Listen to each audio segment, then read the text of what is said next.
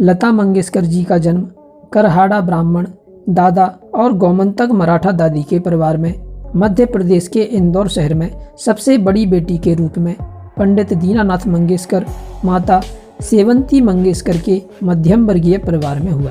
उनके पिता रंगमंच एलजी के कलाकार और गायक थे।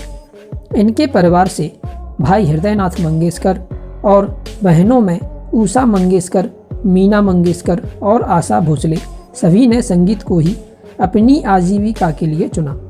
लता जी का जन्म इंदौर में 28 सितंबर 1929 को हुआ, लेकिन उनकी परवरिश महाराष्ट्र में हुई। वह बचपन से ही गायक बनना चाहती थीं। बचपन में कुंदन लाल सहगल की एक फिल्म चंडीदास देखकर उन्होंने कहा था कि वह बड़ी होकर सहगल से शादी करेंगी। पहली बार लता जी ने बसंत जोगलेकर द्वारा निर्देशित एक फिल्म कीर्ति हसाल के लिए गाया।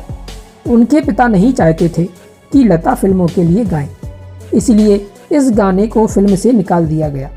लेकिन उनकी प्रतिभा से बसंत जोगलेकर काफ़ी प्रभावित हुए।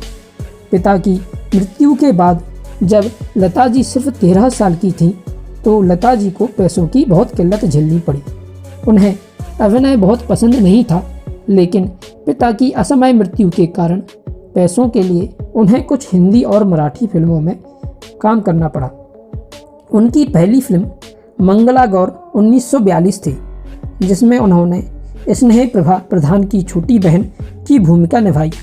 बाद में उन्होंने कई फिल्मों में काम किया, जिनमें मांझे बाल, चिमुकला संसार 1943, गजभाऊ 1944, बड़ी माँ 1945, जीवन यात्रा 1946, मांद 1948, छत्रपति शिवाजी 1952 शामिल थी। लता जी ने अपना पहला गाना मराठी फिल्म कीर्ति हसाल कितना हंसोगे 1942 में गाया।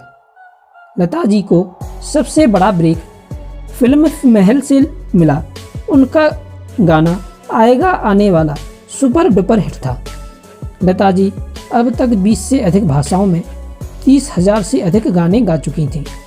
पुरस्कारों की बात करें तो फिल्म फेयर पुरस्कार 1958, 1962, 1965, 1969, 1993 और 1994, राष्ट्रीय पुरस्कार 1972, 1975 और 1990, महाराष्ट्र सरकार पुरस्कार 1966 और 1967, पद्म भूषण 1969, दुनिया में सबसे अधिक गीत गाने का Guinness book record 1974, Dada Saheb Phalke पुरस्कार 1989, राजीव गांधी पुरस्कार 1997, पद्म विभूषण 1999, भारत का सर्वोच्च नागरिक सम्मान भारत रत्न 2001, नूरजहां पुरस्कार 2001, महाराष्ट्र भूषण 2001 आदि शामिल थे।